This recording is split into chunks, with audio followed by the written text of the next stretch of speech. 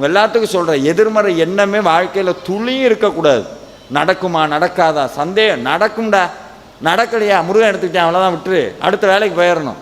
சும்மா அதையே போட்டு தொங்கிக்கிட்டே இருக்கக்கூடாது. சில பேர் வீட்டில் ஒரு செத்த எலி இருக்குன்னா என்ன பண்ணுவீங்க? அப்படியே வச்சுருப்பீங்களா? என்ன பண்ணுவோம்?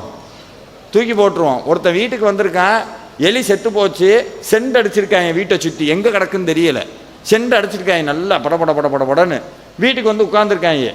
ஒரு அரை மணி நேரம் கழிச்சுன்னு உட்கார முடியல அவங்கனால. ஏன்? நாத்தடிக்க ஆரம்பிச்சிருச்சு. அப்புறம் புரிஞ்சிருச்சு, செத்த எலி இருக்கிற வரைக்கும் வீட்டுக்குள்ளே வாசம் அடிச்சுக்கிட்டே தான் இருக்கும். நம்மளுடைய கடந்த கால வாழ்க்கையும் கடந்த கால எண்ணங்களும் செத்த எலி தான். அதை உள்ளே சுமந்துக்கிட்டு இருக்கிற வரைக்கும் நாற்றம் அடிச்சுக்கிட்டே தான் இருக்கும்.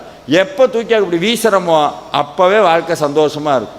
சில பேர் அதை நான் அப்போவே அப்படி இருந்திருந்தா நல்லா இருந்திருப்பேன், அப்போவே அப்படி இருந்தால் நான் அப்போவே அதான் படிக்கலைல்ல.